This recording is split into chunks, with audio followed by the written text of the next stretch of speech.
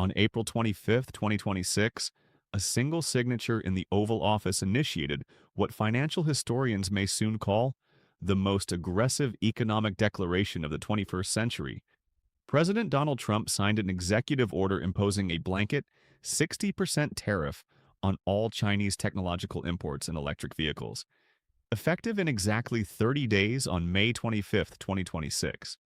Within minutes of the announcement, the Hang Seng Index in Hong Kong plummeted by 2.4%, wiping out billions in market capitalization before the trading day even concluded in Asia. Mainstream media networks quickly labeled the move as economic suicide, warning of hyperinflation and broken global supply chains. But what the cameras and the commentators are missing is the calculated, high-stakes game of geopolitical chess playing out behind closed doors. This is not just about trade balances or protecting American factory workers in Michigan and Ohio. This is a deliberate, targeted attempt to economically suffocate Beijing before it can execute its long-rumored plans for a blockade or invasion of Taiwan. By targeting the very technologies that drive China's future economic growth, the White House has pressed the red button on the global economy. The question we must analyze today is not whether this will cause short-term pain, because it absolutely will.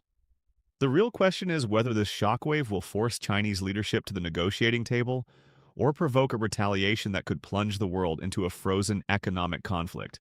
To understand how we arrived at this critical juncture on April 25th, we must look at the timeline of escalating tensions over the past decade.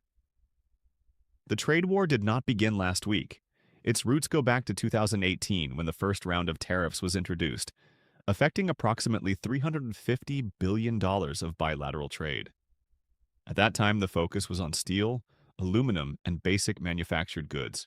However, the global landscape shifted dramatically during the early 2020s, exposing severe vulnerabilities in Western supply chains. The United States realized that its critical infrastructure, defense systems, and daily consumer products were dangerously dependent on a rival superpower.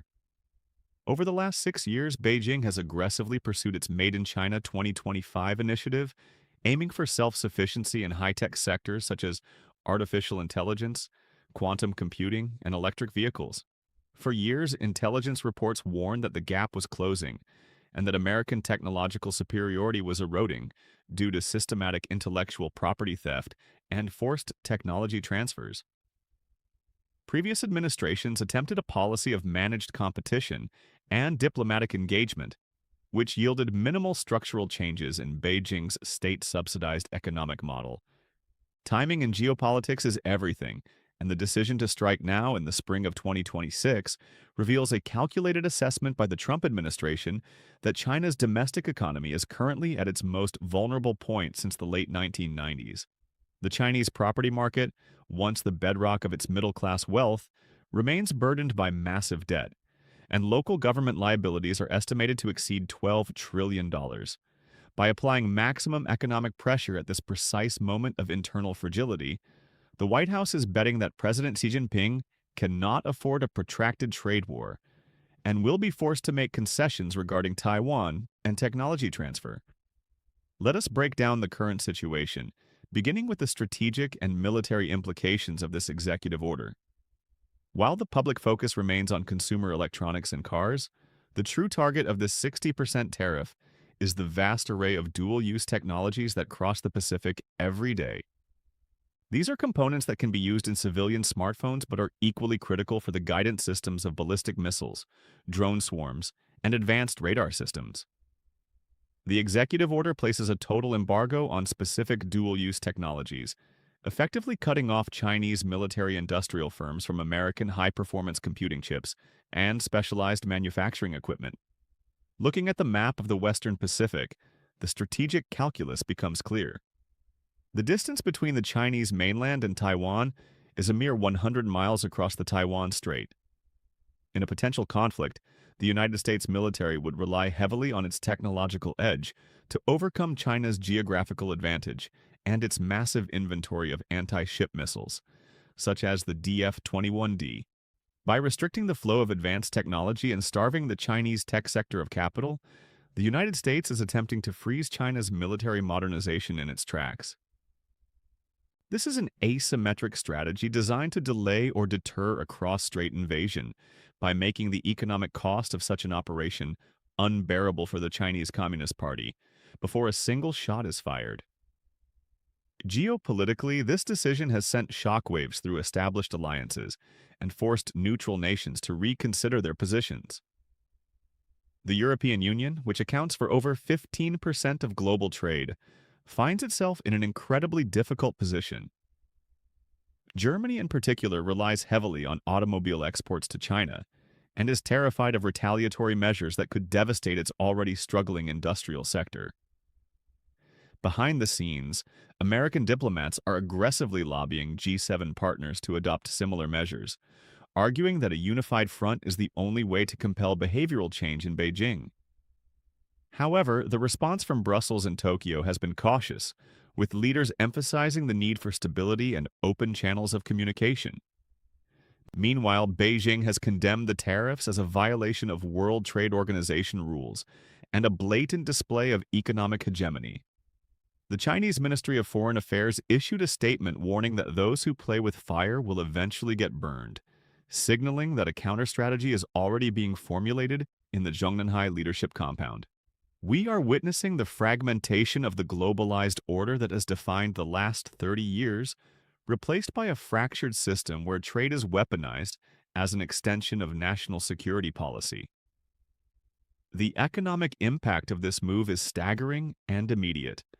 The tariffs apply to approximately $300 billion worth of annual imports, representing a massive shift in capital and trade flows. In the immediate aftermath of the April 25 announcement, not only did Asian indices tumble, but U.S. tech stocks also experienced a volatile trading session as investors calculated the cost of rerouting complex supply chains. The global supply chain for electronics is incredibly intricate. A single device may contain components manufactured in 5 different countries and assembled in another. By imposing a 60% tax at the U.S. border, the White House is making it economically unfeasible for many companies to continue manufacturing in China for the American market.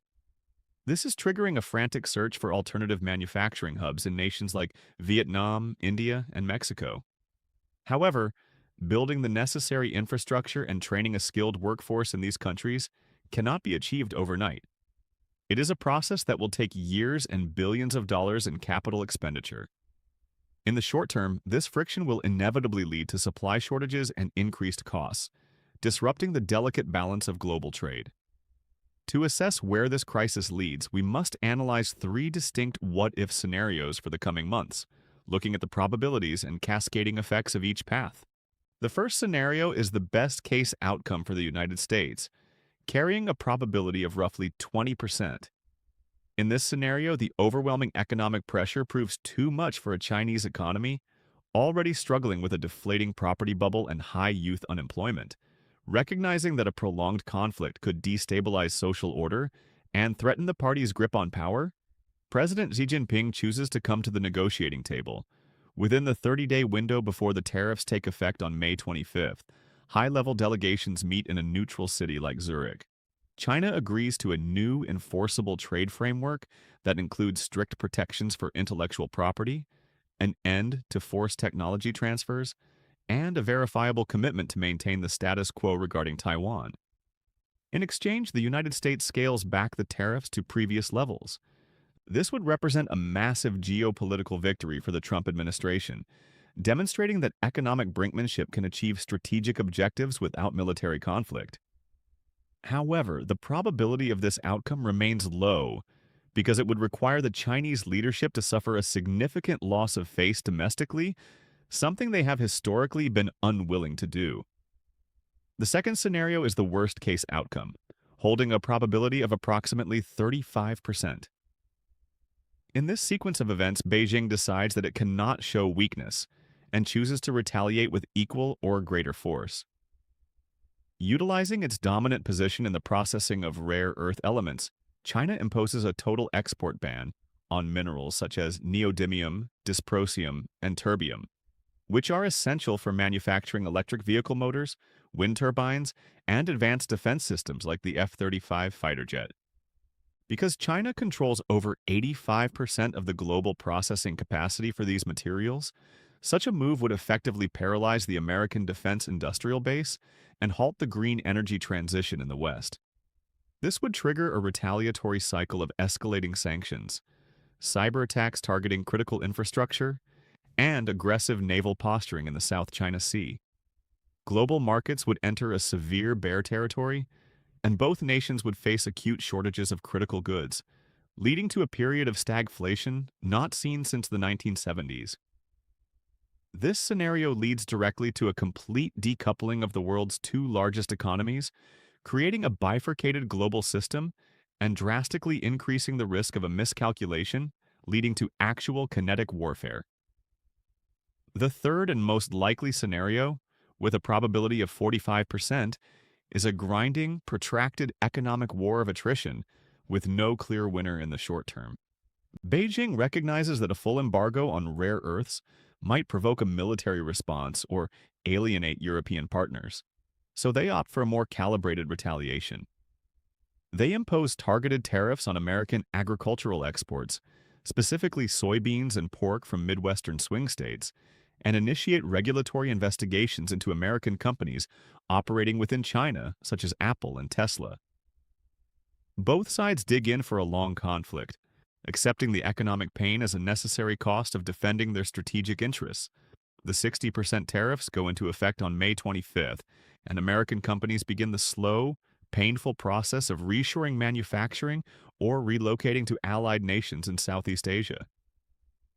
Inflation in the United States ticks upward as consumer electronics and electric vehicles become more expensive, but the economy does not collapse. This becomes the new normal, a state of constant economic tension and managed competition, where trade agreements are replaced by national security directives, and both superpowers prepare for a decades-long struggle for dominance. For the average American, this geopolitical chess match is not a distant abstraction. It will directly impact daily life and household finances. We must examine the security and economic consequences for citizens across the country. From a security perspective, this aggressive posture reduces long-term vulnerability. By forcing the reshoring of critical industries, the United States is ensuring that its defense systems, pharmaceutical ingredients, and communication networks cannot be held hostage by a foreign adversary during a time of crisis. However, achieving this security comes with a substantial price tag. Economically, the immediate impact will be felt at the cash register. Electronics that rely on Chinese assembly or components, from smartphones and laptops to home appliances, will see price increases within the next few months as companies pass the cost of the 60% tariff on to the consumer. The transition to electric vehicles, a major focus of both corporate investment and government policy, will become significantly more expensive, potentially slowing adoption rates just as new models were becoming affordable for the middle class. The reshoring of manufacturing to the United States will create jobs in the long run, particularly in advanced manufacturing hubs in the Sun Belt and the Midwest. However, these will not be the low-skilled assembly line jobs of the past. These will be highly automated factories requiring specialized technical skills, meaning the employment benefits may not be evenly distributed. Furthermore, the federal government will likely need to provide substantial subsidies to incentivize companies to build these facilities domestically, adding to the national debt and straining the federal budget. Americans must understand that the era of cheap imported electronics and frictionless global trade is coming to an end. We are entering a period where national security considerations override pure economic efficiency, and as a society, we will have to pay a premium for supply chain resilience and strategic independence. This is the hidden tax of superpower competition, and it is a cost that every household will share. Now let us examine what the mainstream media is not telling you about this crisis, moving past the surface-level talking points to uncover the real dynamics at play. The official narrative presented by the White House focuses on protecting American jobs and punishing unfair trade practices. But the reality is that this executive order was signed against the explicit advice of the president's own top economic advisors and leaders of the financial community. Wall Street executives and corporate lobbyists spent the weeks leading up to April 25th furiously trying to water down the language of the order, warning of severe market disruptions and damage to corporate balance sheets. The president chose to ignore these warnings, demonstrating that his decision-making is guided by geopolitical instincts and a desire for historical legacy rather than the consensus of the economic establishment. He views the United States not as a collection of corporations seeking quarterly profits, but as a sovereign power locked in a zero-sum contest for global leadership. The media often portrays tariffs as a simple tax paid by the exporting country, but in practice, they are a tax paid by the importing companies and ultimately the consumers. What is rarely discussed in the news cycle is that this policy is actually a massive transfer of wealth and power from the corporate sector and consumers to the federal government, which will collect billions in new customs duties. Furthermore, the mainstream coverage fails to connect this trade maneuver to the broader historical context. This is not the first time a dominant power has attempted to use economic containment against a rising challenger. In the late 19th century, the British Empire utilized similar protectionist measures and naval blockades in an attempt to slow the industrial rise of the German Empire, a dynamic that ultimately contributed to the tensions leading to the First World War. By ignoring these historical parallels and the complex internal politics of both Washington and Beijing, the media presents a simplified narrative of good versus evil, failing to prepare the public for the long, complex, and costly struggle that lies ahead.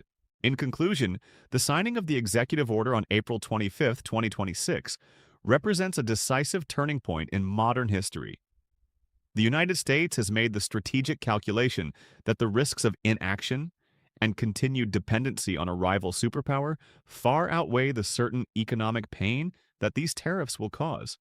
This is a return to pure hard power politics, where economic leverage is used as a primary weapon to achieve national security goals.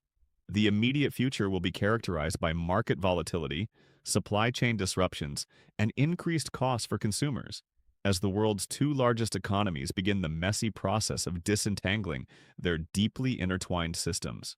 The most important takeaway from this analysis is that we have officially exited the era of globalization and entered a period of strategic fragmentation. The key indicators to watch over the next 30 days, leading up to the May 25 implementation date, will be the official response from the Chinese Ministry of Commerce regarding specific retaliatory targets and whether European and Asian allies decide to join the American tariff regime or chart an independent, neutral course. The decisions made in the coming weeks will determine the economic landscape of the next decade and will dictate whether this superpower competition can be managed through economic leverage or if it will inevitably spill over into direct confrontation. In a world where trade is war by other means, information and objective analysis are the ultimate assets. Stay informed by tracking the facts, ignoring the partisan noise and understanding the deeper geopolitical currents that are reshaping our world in real time.